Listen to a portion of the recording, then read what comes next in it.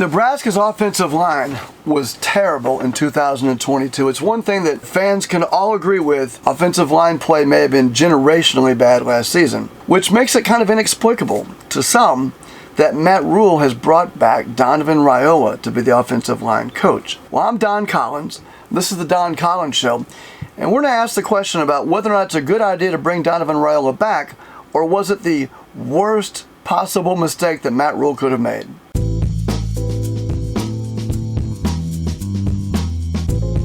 Now, one mistake you might make is if you don't subscribe to this channel. Because if you subscribe between now and 1,000 subscribers on this channel, which is just right around the corner, and email me your mailing address, I will send you something really cool Nebraska related in the mail. Just like the folks who are subscribers before we hit 500 subscribers, who got at least one and in some cases 2 official autographed Nebraska player trading cards. So if you want to make sure that you get on that list and you want to get some free, cool Nebraska stuff in the mail, subscribe to the channel, hit the notification bell, and then email me your mailing address so when we get to 1,000 subscribers, you will not make the mistake of missing out on some cool Nebraska stuff in the mail for free. Now, I know a lot of fans are disappointed, and I'm putting it mildly. A lot of fans don't like the fact that Donovan Raiola was coming back. And one fan in particular left a comment on Facebook I wanted to share with you, which I think is indicative of how a lot of fans feel, maybe you. This is Paul F. from Charleston, South Carolina, who says, quote, "Horrible news.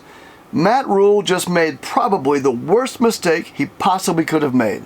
He blew it on the O-line hire. I thought he was going out and getting the best money he could buy.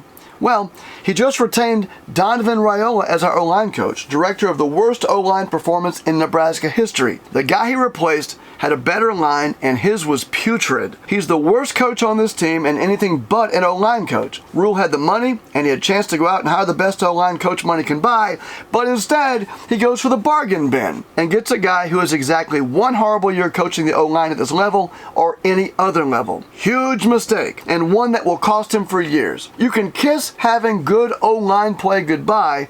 Trev needs to step in here. He just lost half the fan base." Or so says Paul F. from Charleston, South Carolina. Now, these sentiments are not without good reason. You may recall the video I did a couple videos ago where I showed the correlation between the number of yards and how balanced the running attack was versus the wins a team had within the conference in the Big Ten. And if you had a bunch of yards and a balanced attack, you won a lot of games. If you ran for less yards and your attack was basically giving the ball to one guy, you didn't win a lot of games, and Nebraska was in that latter category. But I think an even more fundamental way to look at the breakdown of the offensive line is not just in terms of the running game, but in terms of the offense as a whole.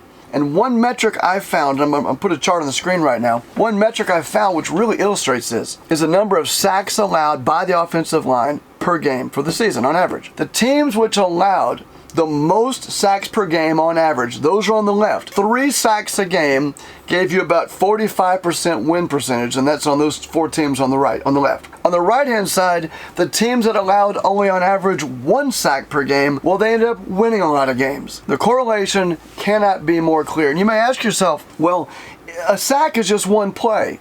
Out of 50 plays in a game, how does that 1 play or 2 plays or 3 plays, how does it affect the outcome of the game so dramatically? The sack is just the canary in the coal mine that's warning you about the problems in the offense as a whole. Because if you have a sack, for every sack you have, there are plenty of other times a quarterback could have been sacked. Or the quarterback was running for his life and plays were getting blown up in the backfield.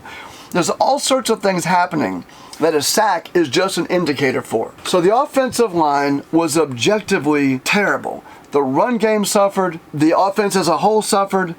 Casey Thompson suffered with what could be a career-ending injury. No one really knows at this point. So objectively speaking, yeah, fans have every right to be upset about bringing back the guy who was the architect of that disaster.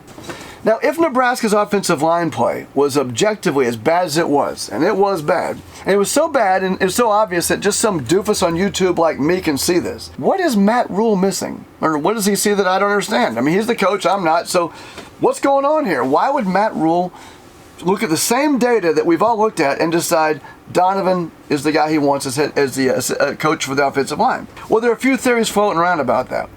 One of them is that Donovan's nephew Dylan, who is a 5-star recruit for the class of 2024 at quarterback, will see if his uncle Donovan's at Nebraska, he'll want to come play at Nebraska because it's his uncle. Now, I don't know if the people that have come up with that theory and have thought long and hard about this, because the only way a 5-star quarterback would come play at any team is if he thought he'd win more games than he would lose. He would have a chance at winning the conference, winning a national championship, winning the Heisman, and going to the NFL with all of his bones intact and as few concussions as possible. Now, that's not what Nebraska has offered for a very long time. And if his uncle is the offensive line coach and the offensive line is even anywhere near what it was last year, there's no 5-star quarterback coming to Nebraska to play in that system. And I don't care if it's your uncle or not. It's just not happening. The second reason it's ridiculous is, I don't know if you've raised teenagers or not, but if a kid wants to play at any other school other than Nebraska, and that kid has a willpower that's even halfway the willpower of the kids I raised, there's no chance they're going to a school that their uncle's at just because the uncle's there. It's just silly. The second reason people bring up is about money. Now, it is true that Donovan Raiola's salary last year was $325,000. You might think, well, money is an issue, but why? Nebraska's got all the money in the world. They could break the bank, or the bank's already been broken. They could just break it a little bit more to hire whoever they wanted and pay whatever they wanted. And yet they chose Donovan Raiola. What's going on is Matt Rule believes Donovan Raiola is the best choice for the job.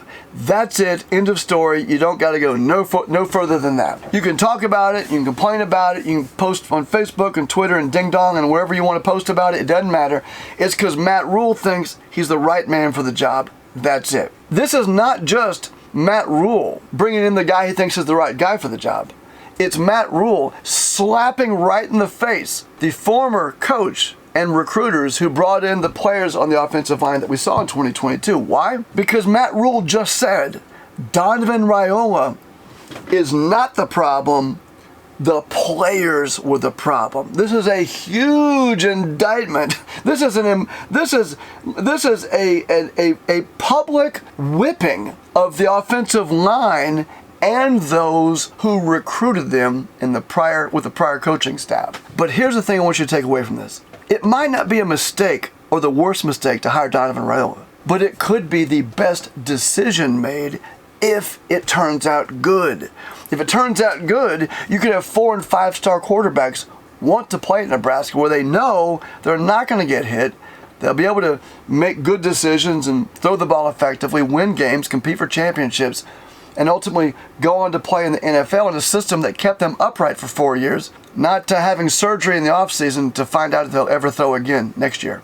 I'm going to give Coach Rule the benefit of the doubt on this. I know a lot of folks think it's a bad idea, but I'm willing to wait and see what the results are next year.